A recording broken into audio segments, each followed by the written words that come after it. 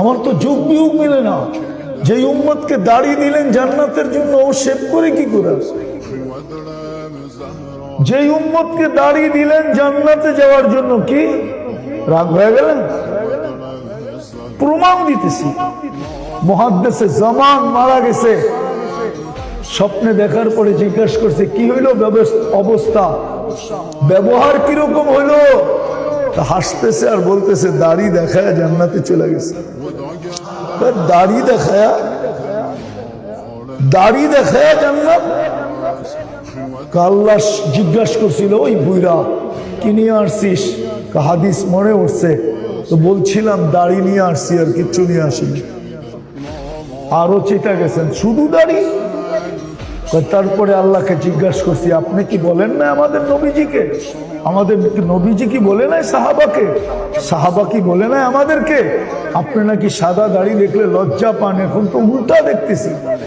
চোখ বড় বড় করতেছেন, রাগ হয়ে যাইতেছেন। তা আল্লাহ হাসি দিয়া বলতেছে, সবাই সত্য বলছে, আমিও সত্য বলছি, তোকে মাফ করে দিলাম, যা। যে উম্মতকে দাড়ি দিছেন জান্নাতে যাওয়ার জন্য, উম্মত শেভ করে কি করে?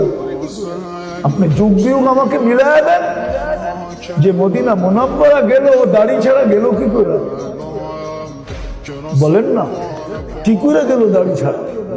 ওর কি একটু দিলে লাগে নাই যে আমি তো রওজার সামনে দাঁড়াইলে নবীজি আমাকে দেখবে, সালাম দিলে জবাব দিবে, যদি আমার দাড়ি না দেখা মুখ ফিরে আনে তো আমি কি করব? আর সত্য তো এইটাই, রওজার উপরে আয়াত লেখা আছে, ওয়ালাউ আন্নাহুম ইয যালামু আনফুসাহুম সুম্মা জাউকা ওয়াস্তাগফিরুল্লাহ ওয়াস্তাগফারা লাহুর রাসূল লাওয়াজাদুল্লাহা তাওয়াবার রহিমা।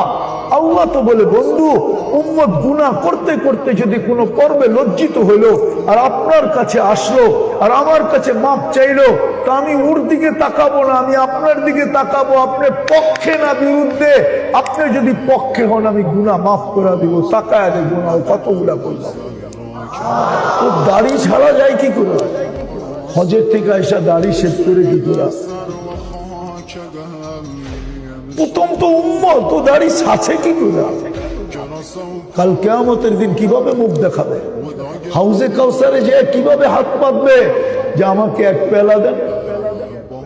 নবীজি যদি বলে তুই দাড়ি রাখিস না, আমার সুন্নতকে তুই, আমার আদর্শকে তুই ডেলি সকালবেলা উঠে শেভ করছ, সর এখান থেকে, কি করবেন?